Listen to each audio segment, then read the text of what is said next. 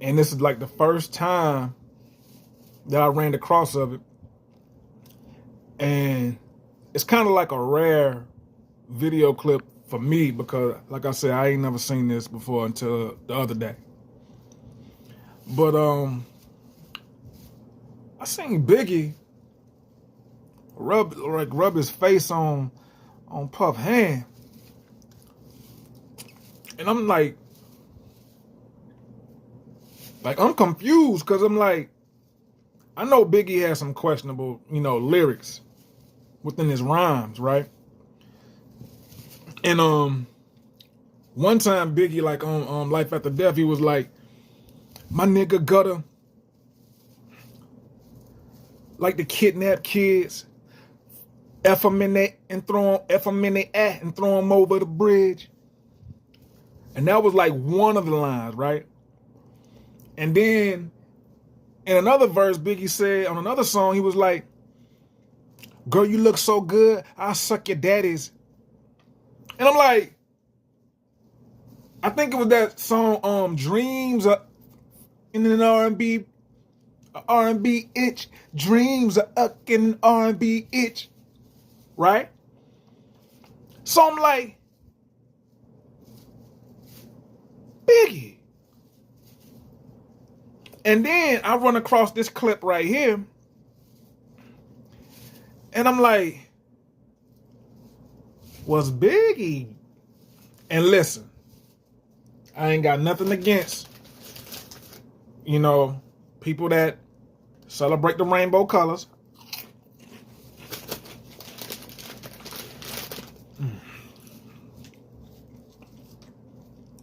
So I ain't gonna do like most people, be smacking and chewing all in the camera. I care about my listeners. But like I was saying, I ain't got nothing against the rainbow color squad or nothing like that.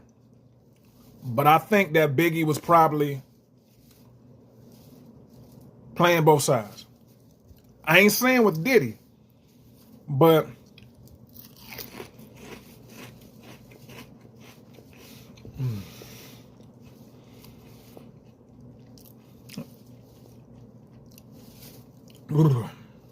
that was so good.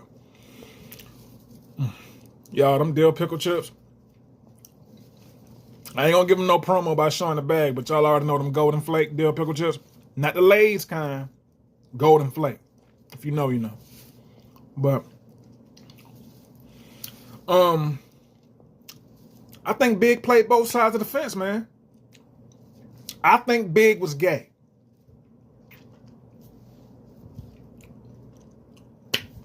It doesn't take nothing away from his music.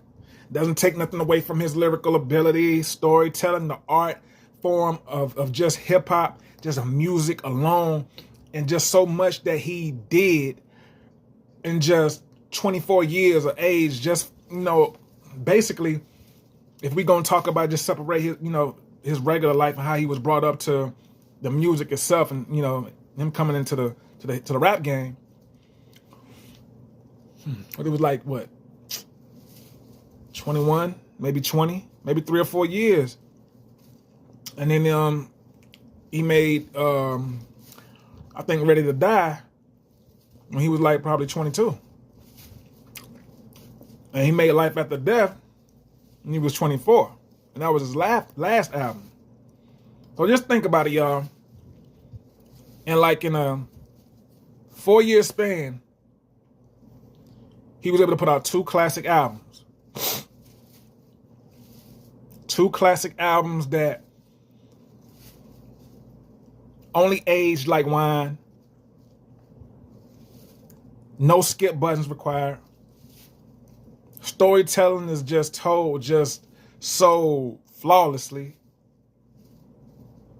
And when you think about Biggie and you think about all the things that he accomplished in such a short time, and don't get me started on Tupac. Don't get me started on Pac.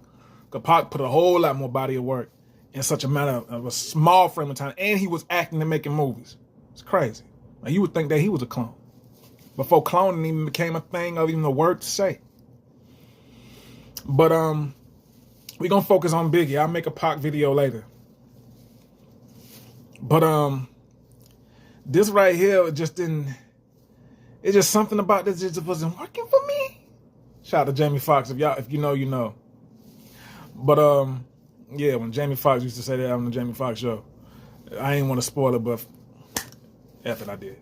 But yeah, I mean, this is questionable because if anybody wants to argue that Big was 100% heterosexual, how can you explain you even, first of all, having the whole thought process, y'all? Like, you had to think before you did something like this, right? So that makes it even more, you know,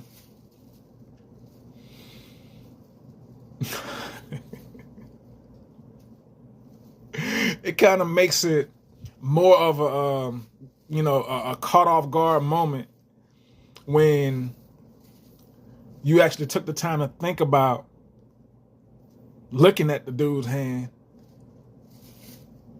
And then not only looking at it first, but having a second thought process of rubbing his hand. And then the third process of, or should I have third or fourth? Either one. The next thought process of saying how soft another man's hand was. And then just what took the cake for me was him just putting his face and just rubbing it on Puff's hand. And I already know what type of time Diddy on. So for me to see Diddy just keeping his hands rested up there, not even moving it, it wasn't no shock to me. I mean, of course, yeah. But I just got a question though. If you're looking at this and if you're a 90s hip hop rap fan and you're looking at this and Big was one of your favorite rappers, how would you feel seeing your favorite rappers, like favorite rapper or artist, do some stuff like this? Like, would it take away from you listening to any of their music? Like, let's just say this incident happened in 2024. Would you look at this and knowing the type of catalog, the type of music that Big put out, would you stop listening? Would you know how to separate the two between whether their own sexualities, whatever that they, you know, represent as far as that go? Would you be okay and still listen to their music? Or would you kind of like pick and choose what song they put out and listen to it first to see if you like it first before you know, be like, okay, I'm going to keep rocking with them, I'm going to keep listening? Or would you just stop listening? Because some people will stop listening because they feel like, okay, this dude gay, so anything that he probably rapping about, anything that he probably singing about, I know I ain't going to be with it because, I mean, I ain't gay. So, me personally, I'm a proudly 100% heterosexual, right? Proudly. So proud to the point that I don't really get triggered by other people's sexualities and what they do with their life and who they like as far as genders. So it doesn't bother me because I'm comfortable in my own skin. I know who I am. Not saying that the other person won't be as bothered or triggered because they probably don't understand. I've seen it so much on whether it's social media, in films and TV, to the point that it's like it's numb. I'm numb to it, and I get it. I mean, these are just how people want to live their lives. But an actor and a rapper, it's kind of like it's different. You ain't listening to an actor rap if he ain't a rapper. You know what I'm saying? If he just act and he just all of a sudden want to rap, like, you're not finna listen to his music. You just finna just pay attention to what movies or shows that he or she in, whatever. But if this is a rapper and you know he can spit and this is what he do, he raps, and then you see some, I don't even want to say disturbing because, like I said, everybody got their own way they want to rock, how the way they want to rock. But if they doing some stuff like this, I'm going to be like, first I'm going to be caught off guard. I'm going to be like, what the hell did I just see? And then I'm going to think like, okay, this is the norm. This is if we in 2024 now.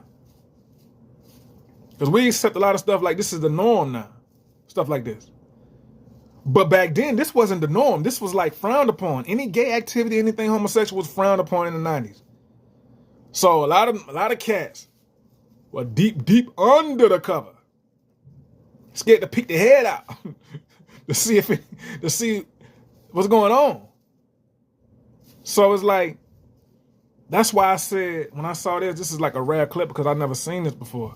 Because I know if anything, it was no cameras, no phones, camera phones, anything like that for things, no social media for this right here to be even getting out in the first place. So seeing this right here, I can only imagine what else there is that's out there that's not put out yet when it comes to any of your favorite rappers. But Big, I think, honestly, like I said, I think Big was you know, I think he's gay. I think he's bisexual. Because ain't nobody look at Big eyes when he did that. It just looked like he was in love. It was like, oh, God. You know that dog that just needs somebody to pet him because ain't nobody going over that to him? And then once he gets somebody to pet him, he just seemed like he's just so in love. Look at Big's eyes when he rubbed his face on Puff's head, like, oh my God. But anyway, that still don't take the fact away of the great catalog of music that Big put out for 2 albums, Ready to Die and Life After Death. Honestly, I feel like Big could have loved himself a whole lot more than he did, but he just didn't. And I guess that's why he titled his album that, you know, with those title names. So I just wanted to just make a video about this just to see how people really felt about it. If they were, you know, had a favorite artist or rapper and they were just sideswiped.